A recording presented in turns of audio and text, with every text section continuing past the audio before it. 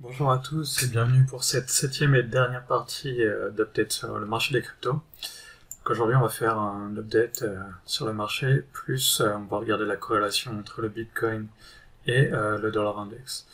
On commence avec Total 2, donc le marché des altcoins. Donc on avait ce support dont je vous avais parlé, qu'on a testé 1, 2, 3, 4 fois avant de le casser à la baisse. On est revenu le tester maintenant en résistance, on a échoué dessous pour le moment. En résistance aussi, on a cette moyenne mobile là qui est très importante, qui nous avait poussé vers le bas ici. Elle est juste au-dessus de ce niveau de résistance là. En termes de Fibonacci, si on regarde en small time frame, donc si on prend notre fib pool depuis le bas jusqu'à ce pivot ici en haut, on est redescendu jusqu'au 618.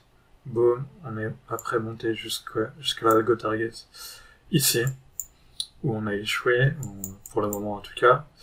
Et le deuxième fib pool, c'est le fib pool depuis ce sommet ici jusqu'en bas. Et là, on a nos 618 qu'on a touché très précisément avant de repartir à la baisse. Donc, on est sous résistance. On doit, avant de considérer des scénarios plus bullish que ça, casser cette zone de résistance à la hausse. Tant qu'on ne cassera pas ça, c'est difficile d'être très bullish. Et encore une fois, il y a aussi, même si on casse cette zone, juste au-dessus, on a cette moyenne mobile qui, enfin les dernières fois, je crois que c'est 1, 2, 3, 4, 5, 6, 7, 8. Les 8 dernières fois où on l'a testé, c'était un niveau majeur qui a réagi. Donc oui, il faut être très prudent. Ethereum, c'est très similaire. Donc on avait cette zone de support qu'on a cassé à la baisse, boum. On est revenu la tester à la hausse pour l'instant. Ça agit comme une résistance. On a le même niveau de Fibonacci ici. On est revenu retracé sur le 618. Moyenne mobile, même chose. Très inquiétante, juste au-dessus ici. Donc oui, tant qu'on n'arrive pas à casser ce niveau, ça reste moyennement engageant et on a des risques de se rediriger vers cet algo target ici qui correspond à la zone des 382 pour la vague 4 sur les time frames les plus hautes.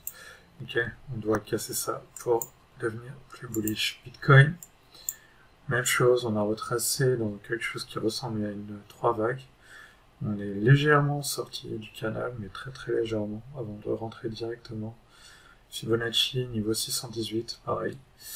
Donc, même chose en fait, on doit vraiment casser cette zone, sortir du canal, casser le 618, pour pouvoir envisager des scénarios plus haussiers.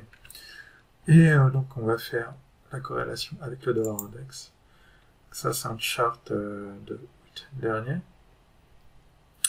Ok, donc si je le reprends actualisé, maintenant en fait, ouais, vous voyez qu'en fait, ce qui se passe, c'est que quand le dollar index fait des grosses envolées comme ceci, ça correspond à des marchés baissiers sur le Bitcoin, d'une façon générale. Inversement, quand le dollar index baisse fortement, ça correspond à des hausses paraboliques sur le Bitcoin. Ok, donc même chose ici, on avait une hausse qui a duré 3 ans sur le dollar index, qui a correspondu à notre bear market, et suivi par ce déclin sur le dollar index avec ce marché haussier dans lequel on est en ce moment.